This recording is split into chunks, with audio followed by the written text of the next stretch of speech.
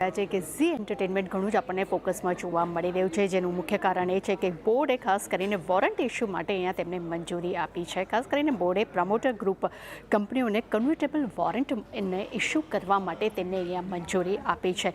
₹132 પ્રતિ વોરંટ પર 16.95 કરોડ વોરંટ જે છે તે અહીંયા ઇસ્યુ કરશે. ખાસ કરીને વોરંટ દ્વારા 2237 કરોડનું રોકાણ જે છે તે એવું પ્રમોટર્સ અહીંયા કંપનીમાં આપણને કરતી જોવા મળશે. તેટલું જ નહીં, વોરંટ ઇસ્યુ બાદ પ્રમોટર્સનો હિસ્સો જે છે અહીંયા આપણને વધતો જોવા મળશે અને હિસ્સો વધીને 16.39% અહીંયા થતો આપણને જોવા મળી શકે છે. એટલું જ નહીં, ફાળવણીના 18 મહિનાની અંદર વોરંટને શેર્સમાં તેઓ રૂપાંતરિત પણ કરશે.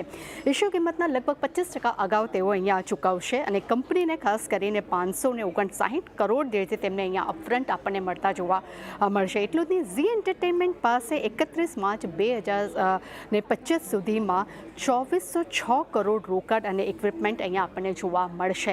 અને ઓવરઓલ જે વોરંટ ઇસ્યુની બાદ ઝી એન્ટરટેનમેન્ટ જે કેશ બેલેન્સ જે છે તે આપણને 2965 કરોડ થતી જોવા મળશે. એટલે ખાસ કરીને વોરંટ ઇસ્યુ બાદ એમ કહી શકાય કે ઝી એન્ટરટેનમેન્ટને માટે એમની એક બેલેન્સ શીટ જે છે અહીંયા આપણને વધુને વધુ એક મજબૂત થતી જોવા મળી શકે છે. આ કારણસર અહીં આપણને ખાસ કરીને ઝી એન્ટરટેનમેન્ટ આપણને ફોકસમાં જોવા મળી રહ્યું છે.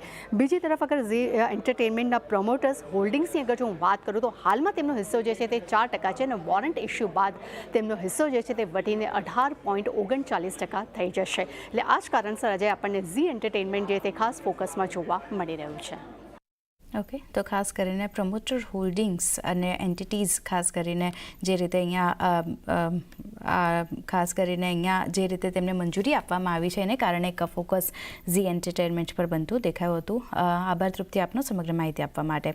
તો જે રીતે જોઈ રહ્યા છે આપણે ઝી એન્ટરટેનમેન્ટના કાઉન્ટર પર અત્યારે થોડું દબાણ આપણને આવતું દેખાઈ રહ્યું છે, 0.5% વધુની વેચવાલી પર. નીરવજી, આ સમાચારને કઈ રીતે જોઈ રહ્યા છો? બોર્ડ પ્રમોટર ગ્રુપ કંપનીઓને કન્વર્ટેબલ વોરંટ ઇસ્યુ કરવા માટે ખાસ કરીને જે રીતે મંજૂરી મળતી દેખાઈ રહી છે અને પ્રમોટર હોલ્ડિંગ ખાસ કરીને એનો ભાગ હવે આપણને વધતો જોવા મળશે વોરંટ ઇસ્યુ બાદ. કઈ રીતે તમે ધ્યાન રાખી રહ્યા છો? કારણ કે બેલેન્સ ખાસ કરીને ઝી એન્ટરટેનમેન્ટની કેશ બેલેન્સ હવે અહીંયાથી આપણને વધતી જોવા મળી શકે છે. આ સમાચારને કઈ રીતે જોવા જોઈએ? ડેફિનેટલી પોઝિટિવ સમાચાર છે. ઇનફેક્ટ તમે જોશો તો લાસ્ટ આઈ થિંક એકાદ મહિનાથી જે ઓલમોસ્ટ 110 લેવલ્સ પર એક સારો એક બેઝ બનાવ્યું હતું કાઉન્ટરે, ત્યારબાદ ધીરે ધીરે કરીને વધી રહ્યું છે અને ઓલમોસ્ટ 140 ઓડ લેવલ્સ સુધી પહોંચી ગયું છે. So clearly somewhere market was expecting કે જે પ્રમોટર્સ છે એ પ્રોબેબલી કંઈક ને કંઈક કરશે કેપિટલ રેઝ કરવા માટે કે પછી ઇન્ફ્યુઝન માટે, ફંડ ઇન્ફ્યુઝન માટે. એન્ડ ઇવેન્ચ્યુઅલી આ ન્યૂઝ આજે આપણે સાંભળ્યા છે. So that clearly shows the intention of the promoter કે જે કોન્ફિડન્સ છે એમના કંપનીમાં અને જે કંપનીની ફ્યુચર ગ્રોથ પોટેન્શિયલ છે એમાં.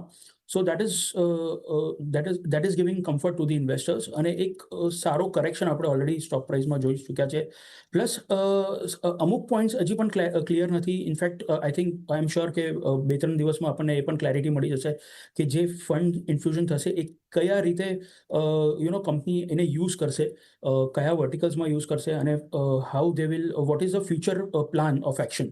સો ઓબ્વિયસલી માર્કેટ હજી પણ એની માટે વેઇટ કરશે, કેમ કે આજે પણ આપણે જોયું કે આ ન્યૂઝ બાદ બહુ મોટી રેલી નથી આ પર્ટિક્યુલર સ્ટોકમાં, but eventually this should be very positive for the company. So let's weight and watch કે કયા હિસાબે આ આખો પ્લાન ઓફ એક્શન છે પ્રમોટર્સનું. ડેફિનેટલી ઝી પર અમારો બાય રેટિંગ છે અને અમે એક વર્ષનો ટાર્ગેટ 210 પકડીને મૂકીએ છીએ.